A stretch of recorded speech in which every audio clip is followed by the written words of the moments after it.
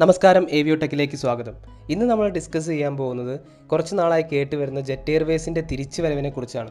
ഇതിനു പുറമെ jet Airways അടച്ചുപൂട്ടാനുണ്ടായ ചില കാര്യങ്ങളും നമ്മളിതിൽ ഡിസ്കസ് ചെയ്യുന്നുണ്ട്. അപ്പോൾ സമയം കളയാതെ നമുക്ക് വീഡിയോയിലോട്ട് പോകാം. Now we'll taxi up to the hold lines and we'll call up Reed Hillview Tower, tell them we're ready for takeoff. Reed Hillview Tower, make right traffic, runway 319. Airline business എന്നത് വളരെയേറെ പണം ആവശ്യപ്പെടുന്ന ഒരു ബിസിനസ്സാണ്. അതുകൊണ്ട് തന്നെ പ്രോപ്പറായിട്ടുള്ള ഒരു ഫണ്ടിങ്ങോ മാനേജ്മെൻറ്റോ എന്ന് നഷ്ടപ്പെടുന്നോ ആ നിമിഷം മുതൽ ആ ഒരു എയർലൈൻ പ്രതിസന്ധിയിലാണ്. ജെറ്റ് എയർവേസിൻ്റെ കാര്യവും നമുക്കിതിൽ നിന്നും മാറ്റി നിർത്താൻ പറ്റുന്ന ഒന്നല്ല. ആവശ്യത്തിനുള്ള ഫണ്ടിങ് ഇല്ലാത്തതായിരുന്നു ജെറ്റ് എയർവേസിൻ്റെ ഷട്ട് ഡൗണിന് കാരണം.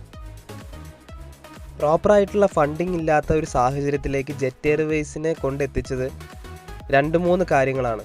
അതിലൊരു കാര്യം മറ്റുള്ള ലോ കോസ്റ്റ് കാരിയേഴ്സായ ഇൻഡിഗോയുടെയും സ്പൈസ് ജെറ്റിൻ്റെയും ഒക്കെ വരവായിരുന്നു. ഇതോടുകൂടി കുറഞ്ഞ ചെലവിൽ അതും സെയിം റൂട്ടുകളിൽ തന്നെ സർവീസ് നടത്തിക്കൊണ്ടിരുന്ന ഈ ലോ കോസ്റ്റ് കാരിയേഴ്സിൻ്റെ ഫെയറുകളിലേക്ക് ജെറ്റ് എയർവേസിന് തങ്ങളുടെ ഫെയറുകൾ താഴ്ത്തേണ്ടി വന്നു. എന്നാൽ അതിനനുസരിച്ച് വിമാനങ്ങളിൽ കൊടുത്തിരുന്ന സൗകര്യങ്ങളിലോ ജെറ്റ് എയർവേസ് മാറ്റങ്ങൾ വരുത്തിയില്ല. ഇതായിരുന്നു നഷ്ടത്തിന് ഒരു കാരണം. മറ്റൊരു കാര്യമായി നമുക്ക് ചൂണ്ടിക്കാട്ടാൻ കഴിയുന്നത് ഫ്യുവലിൻ്റെയും മെയിൻ്റനൻസിൻ്റെയും ചിലവാണ്. എയർലൈൻ ബിസിനസ്സിൽ ഏറ്റവും കൂടുതൽ ചിലവ് വരുന്നത് ഫ്യുവലിൻ്റെ കാര്യത്തിൽ തന്നെയാണ്. ഒരു സർവീസിൽ തന്നെ വളരെയേറെ എമൗണ്ടിലുള്ള ഫ്യുവലാണ് ഒരു എയർക്രാഫ്റ്റ് ഉപയോഗിക്കുന്നത്. ഇതിനൊരു ഉദാഹരണമായിട്ട് നമുക്ക് പറയാൻ പറ്റുന്നത് ഒരു ബോയിങ് 737ൻ്റെ കേസാണ്. ബോയിങ് 737 ടേക്ക് ഓഫിൻ്റെ സമയത്ത് 1 മിനിറ്റിൽ ഏകദേശം 60 കിലോഗ്രാമോളം ഫ്യുവലാണ് കൺസ്യൂം ചെയ്യുന്നത്. മറ്റൊരു കാര്യം മെയിൻ്റനൻസ് ചിലവുകളാണ്. നമുക്കെല്ലാവർക്കും അറിയാം, നമ്മളുടെ എല്ലാ ഫ്ലൈറ്റുകളായാലും ബോയിങ് ആയാലും എയർബസ് ആയാലും എല്ലാം തന്നെ ബാക്കിയുള്ള രാജ്യങ്ങളിൽ നിന്ന് ഇമ്പോർട്ട് ചെയ്യുന്ന ഫ്ലൈറ്റുകളാണ്. അതുകൊണ്ട് തന്നെ മെയിൻ്റനൻസ് ആവശ്യങ്ങൾക്കുള്ള കോമ്പണൻസും ടൂൾസും എല്ലാം നമ്മൾ അവിടെ നിന്ന് തന്നെ ഇമ്പോർട്ട് ചെയ്യേണ്ട ഒരു സാഹചര്യമുണ്ട്. ഈ ഒരു സാഹചര്യത്തിൽ അവരുടെ കറൻസിയുടെയും നമ്മളുടെ കറൻസിയുടെയും വാല്യൂ കൂടി നമ്മൾ കണക്കിലെടുക്കേണ്ടിയിരിക്കുന്നു. ഇതിന് വരുന്ന ചേഞ്ചസ് അനുസരിച്ച് നമ്മുടെ ഇന്ത്യൻ എയർലൈൻസുകൾക്ക് ഈ കോമ്പണൻസ് വാങ്ങാനുള്ള ചിലവുകളും കൂടി വരുന്നുണ്ട്. ഈ പറഞ്ഞ എല്ലാ കാര്യങ്ങളും, മെയിൻ്റനൻസ് ചിലവുകളും ഫണ്ടിങ് ഇഷ്യൂസും ഫ്യുവലിൻ്റെ ചിലവുകളും എല്ലാം മുൻനിർത്തിക്കൊണ്ട് തങ്ങൾക്ക് ഈ എയർലൈൻസ് പിന്നീട് റൺ ചെയ്യാൻ കഴിയില്ല എന്നുള്ളത് കൊണ്ടാണ് ജെറ്റ് എയർവേസ് തന്നെ 2019 April 19 temporary shut down announce ചെയ്യുന്നത്. ഇതിനുശേഷം സ്റ്റേറ്റ് ബാങ്ക് ഓഫ് ഇന്ത്യ ഉൾപ്പെടെയുള്ള പല ഗ്രൂപ്പുകളും ജെറ്റ് എയർവേസിനെ തിരിച്ചു കൊണ്ടുവരാൻ ശ്രമിച്ചെങ്കിലും എന്തുകൊണ്ടൊക്കെയോ അതൊന്നും ഫലം കണ്ടില്ല. ഇനി നമുക്ക് ഇപ്പോഴത്തെ കാര്യത്തിലേക്ക് വരാം. പ്രധാനമായും 2 ഗ്രൂപ്പുകളാണ് ഇപ്പോൾ ജെറ്റ് എയർവേസിനെ തിരിച്ചു കൊണ്ടുവരാനായി ഫണ്ടുകൾ മുന്നോട്ട് വയ്ക്കുന്നത്.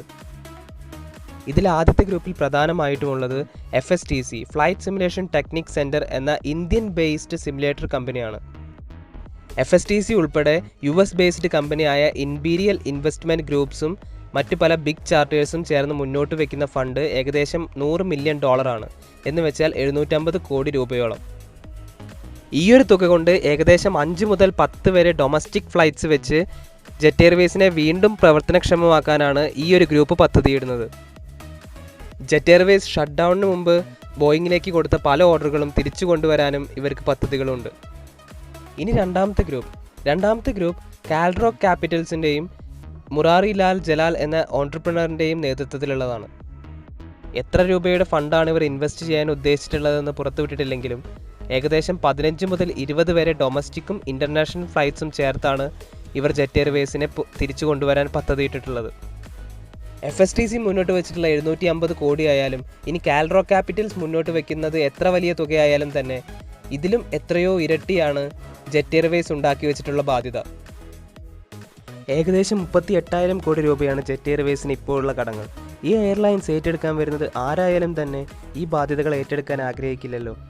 എന്തായാലും ഈ ബാധ്യതകളെ തുടച്ചു നീക്കാനോ വെട്ടിക്കുറയ്ക്കാനോ ഉള്ള അവസാനഘട്ട ചർച്ചകൾ നടന്നുകൊണ്ടിരിക്കുകയാണ്. ജെറ്റ് എയർവേസ് തിരിച്ചു വരുന്നത് ഏവിയേഷൻ ഫീൽഡിലുള്ളവർക്കും യാത്രക്കാർക്കും പുതിയൊരു അനുഭവമാകുമെന്ന് നമുക്ക് പ്രത്യാശിക്കാം.